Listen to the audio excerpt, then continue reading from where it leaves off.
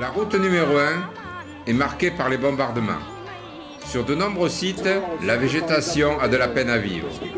Les arbres ont quelques plumées ridicules. Ce sont les traces laissées par l'agent orange, le fameux spray dont parle Madame Hoi, responsable de la Croix-Rouge du Vietnam.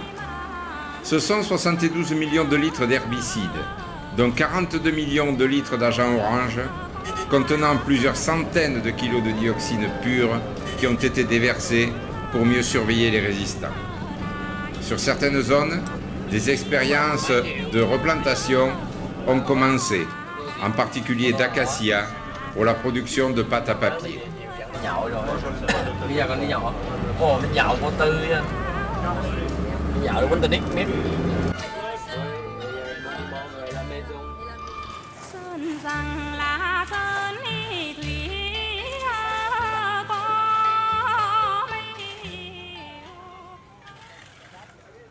C'est une région qui a eu beaucoup de défoliants déversés par l'armée américaine pendant la guerre. Est-ce que vous pouvez nous raconter quelques souvenirs de cette époque-là? Quand il était jeune, encore, il habite à Kon Tum et de Kon Tum, il a vu les avions américains tout d'abord qui répandaient des produits blancs, il ne connaît pas c'est quoi, mais les produits comme ça, après répandu des produits blancs, quelques jours, les feux des arbres tombent. Et après, les Américains lancent ici, ils versent ici des bombes, on dit ces bombes flammées, c'est-à-dire les bombes, c'est comme bombes napalm. Et les gens qui étaient là, dans la montagne, est-ce que vous savez après ce qu'ils sont devenus? Est-ce qu'ils ont été malades? Il y a des gens qui, des gens qui sont des handicapés ou bien des malformés, les enfants qui sont malformés aussi. Entre le vous avec la Croix-Rouge. Et permettez-moi de vous présenter Madame. Il y a un dépôt énorme d'agents orange lestés du temps des Américains à Bien Noir d'Ornay, parce que c'est autour de l'aéroport central de toutes les missions, les bombardements. Donc autour de ça, il y a une énorme quantité de tout ça qui sont avec le temps. Il y a des fuites partout. C'est le seul. Ce sont les dépôts, les centres des dépôts. Mais dans la population de tout le Vietnam, qu'il y a des sprays, maintenant ça descend beaucoup plus profondément dans la terre. Parce que tous les années, il y a là 6 mois de pluie, il y a les typhons, il y a les inondations, tout ça, ça part. Donc, notre production, nos exportations sont acceptées par les pays du monde parce qu'ils sont déjà passés par toutes les analyses des dosages et tout ça. Donc, maintenant, la production, ça n'a aucun problème. Aucun problème. Sauf autour des dépôts, c'est à Bien Noir. Nous, on demande aux Américains de dépolluer tout ça et désintoxiquer tous les alentours. Et il y a une grande population qui vit autour des dépôts comme ça. Et puis la fuite, ça va dans les mares. Et les gens utilisent l'eau des mares. Alors, ce sont des gens affectés après 75. Et beaucoup plus grave. Parce que là, c'est tous les jours qui s'accumulent. Alors maintenant, ça devient un grand problème à Long Nai, par exemple. C'est-à-dire. Tandis que dans les autres régions, ce sont des gens qui étaient affectés pendant la guerre, ça se transmet à leurs enfants parce que ça attaque aux gènes.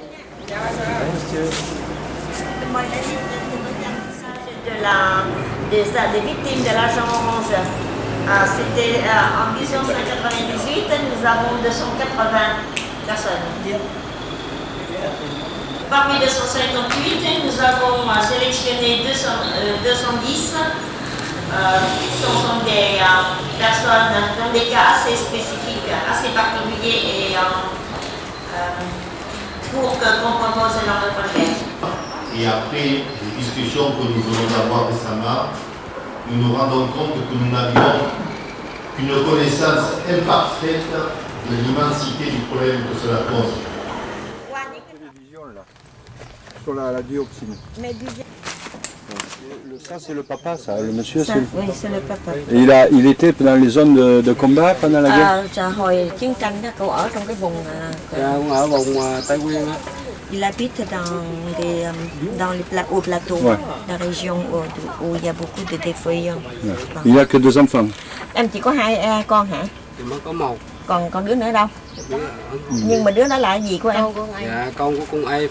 Ah, c'est l'autre enfant, c'est l'enfant de sa sœur. Ah, d'accord. Travaille sur la piste de Hồ Chí Minh comme jeune pionnier. Dans le temps. Tu peux être debout ou non? Ouais, il tient pas Non, il ne bien. peut pas ici. Les centres moteurs sont Non, complètement non, détruits. non, c'est complètement. Attends, je peux prendre aussi photo? Mais si, pourquoi?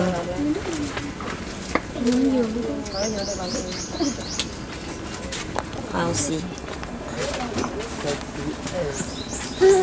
Ici, genre, ils sont susceptibles d'avoir 2 enfants, ou alors ils ont que... Mà sau cái cháu này nè, mấy cháu đi ra ngoài bếp đi. Mấy đứa đi ra ngồi đi cho họ. Cái cháu này nè, sanh xong rồi hai vợ chồng có định đẻ đứa nữa không?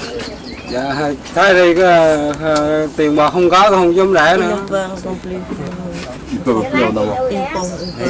Ils ont peur. Ouais, ouais, Ils font plus. Comment réagissent les autres enfants normaux à la vue d'enfants malades? Mấy cái đứa trẻ mà nó có lành mạnh xung quanh này, nó đối với thằng nhỏ này nó có lời chọc phá gì không, hay là nó thương, hay là nó làm sao? Thái độ của mấy Nó đứa tới nó cũng hay tới với đứa nhỏ ở đây nó cũng hay đấy, nó chơi với thằng này chứ. ils viennent visiter, jouer avec.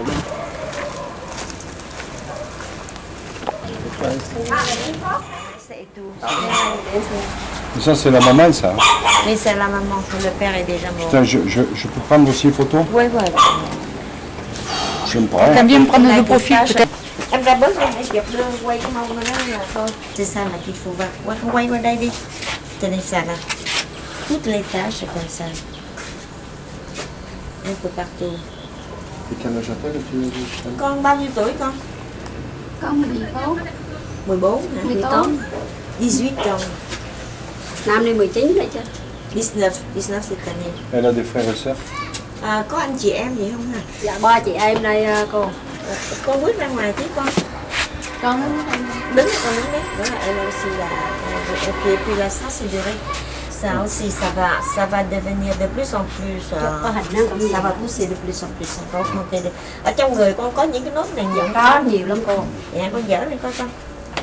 Voilà, nghe là partout. Con mấy tuổi con? 21. 21 ans. Con có đi học ở đâu? Je demandais ce qu'elle fait, suivre l'école, elle dit non. Con không học được hả? Dis, est-ce que tu peux pas suivre l'école ou bien parce que c'est pour dire que tu ne peux pas suivre? Pardon, excusez-moi Madame Mao, j'ai pas bien entendu. Elle ne peut pas suivre l'école. Elle n'y va pas parce qu'elle... Je demande toujours si c'est pauvre ou bien si c'est la maladie. Elle dit, je ne peux pas suivre, c'est la maladie. Thế còn con, La petite? Dạ bé con này này mấy tuổi con? dạ 12. Năm nay 13 đó cô. Đây hả? Có gì trong người nó không? Dạ có, hắn cũng dọn với chạy ra mà đây. Quá. Con có đi học không? Dạ mới đi học. 13 ans. Con đi học trường nào cái này nè? Hòa Nhân. Elle va à l'école, hein? À, trường Hòa Nhân có học được không? Hả? Cô có con là quà. Có học được không? L'école primaire có học lớp mấy? À, au 5e. Et la maman est toute seule alors maintenant. Oui. 10 năm 2001. Et le mari était mort en octobre 2001 avec tous les symptômes comme ça.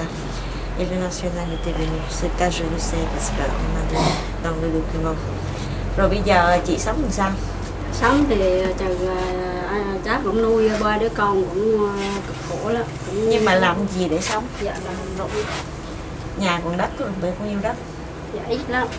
Có lòn có 3 sào ruộng.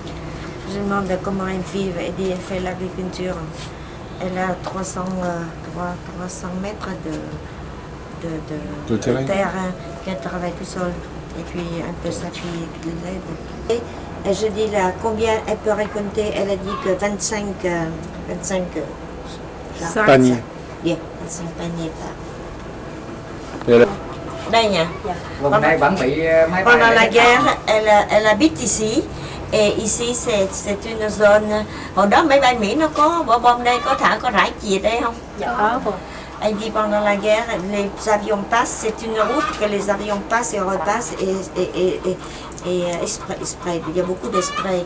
Có bom đạn gì không hay có rải các thứ gì không? Dạ có thấy rải thuốc rải đồ cô. Rải thuốc lên nhà, lên cây cối hay sao? Dạ, ở cái cây cối đồ cháy.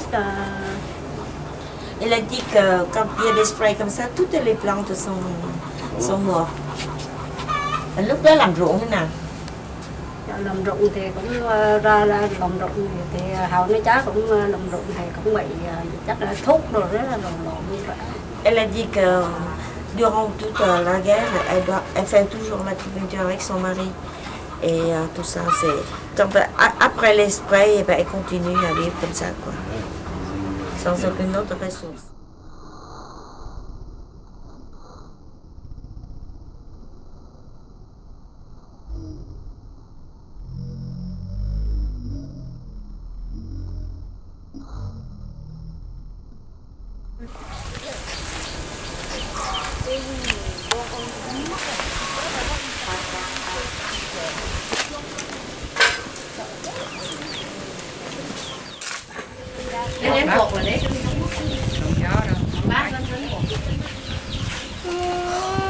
Hey!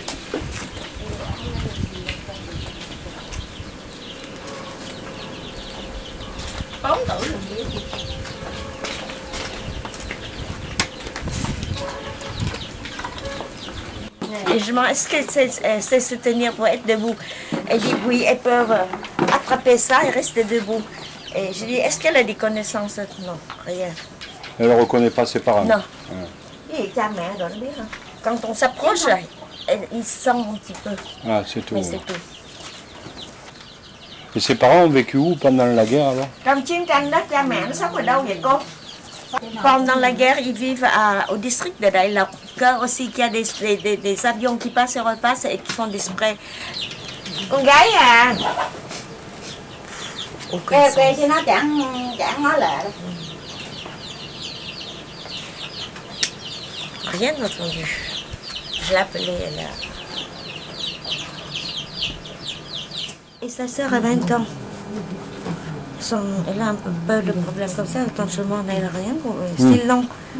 C'est lent à réagir. Et elle dit, chaque chose, elle dit, je ne comprends pas, j'ai rien. C'est les filles qui élèvent qui gardent le père alors? Oui. Puisque la mère est morte. 2 filles, oui. Le problème de ces gens-là, ils meurent au fur et à mesure. Et puis, la plupart sont malades. Ils ne peuvent pas assister à des grands travaux. Bon, alors maintenant, ce sont les petits trucs, l'élevage autour de l'élevage familial, une certaine production comme ça pour quand même aménager un peu la vie de la famille. Tandis qu'il y en a d'autres qui ont 1, 2 ou 3 enfants handicapés totalement. Alors là, ils se sentent dans la misère incroyable. C'est un décret, il y avait, c'est l'année dernière, c'est-à-dire 100 000 dons par famille qui étaient affectés d'argent. On considère comme ce sont des blessés de guerre.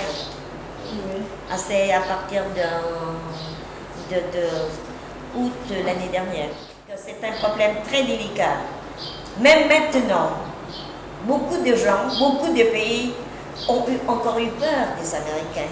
Ils veulent nous aider, mais disent je vous aiderai pour les handicapés. Ils ne veulent pas dire le mot pour les victimes d'agents orange, parce qu'ils ne veulent pas avoir des avec les Américains. Donc vous voyez ça. Même maintenant, même la Croix-Rouge internationale, ils sont d'accord avec nous. Ils disent tout ça, ça doit passer au tribunal de guerre. Mais, il y a toujours un mais il faut faire un appel au monde. Il faut une aide pour les handicapés de la guerre, y compris les victimes d'agents orange. Alors, les victimes d'agents, ça descend au second plan, voyez-vous. Mais quand même, on a pu convaincre la Croix-Rouge internationale de s'élever la voix dans toutes les journaux et télévisions. C'est un appel pour les handicapés, pour les victimes de la guerre, y compris les sont oranges. Alors, le contexte est assez délicat.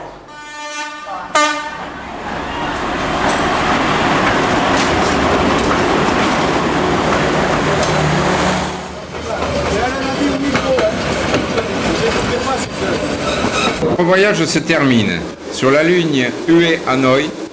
Dès le départ du train, les bombardements d'herbicides ont facilité la remontée du sel, espace blanc interdisant tout développement de la végétation. Ainsi se poursuit la route de l'agent orange.